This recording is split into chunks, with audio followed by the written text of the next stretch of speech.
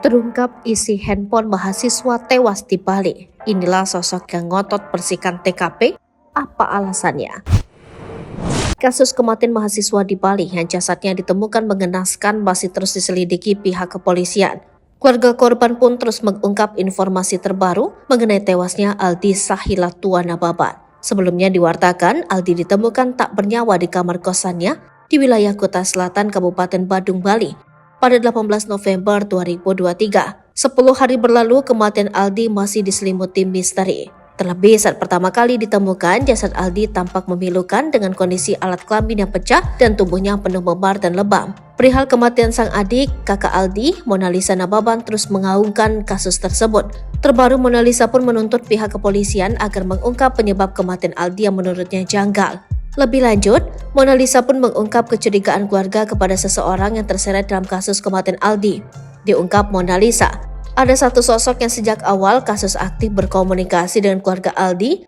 Dia adalah Eva Nababan. Belakangan keluarga curiga dengan sosok Eva karena terus menunjukkan gelagat tak biasa. Pertama, keluarga heran karena Eva ngotot ingin membersihkan TKP penemuan jasad Aldi. Padahal kala itu pihak kepolisian belum melakukan olah TKP. Saat itu Eva mengklaim bahwa yang meminta agar kamar Aldi dibersihkan adalah pemilik kos, Kak Eva Nababan, yang selalu berkomunikasi dari awal. Bahkan mayat masih di rumah sakit, dia sudah membahas itu bapak kos sudah mendesak untuk membersihkan TKP karena harus dilakukan upacara secepatnya. Kalau memang kalian bersedia biar kami gaji, mumpung ada orang biar dibersihkan TKP kamarnya, pungkas Mona Lisa. Namun saat dikonfirmasi ke pemilik kos, keluarga terkejut dengan keterangan Eva.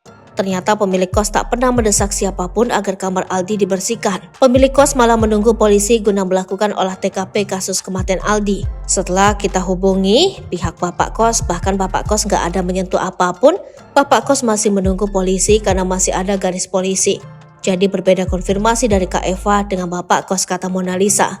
Kedua, keluarga curiga dengan Eva Nababan karena jadi sosok pertama yang menyebut Aldi meninggal dunia karena mengakhiri hidup. Padahal saat itu pihak kepolisian pun belum memberikan keterangan apa-apa terkait kematian Aldi.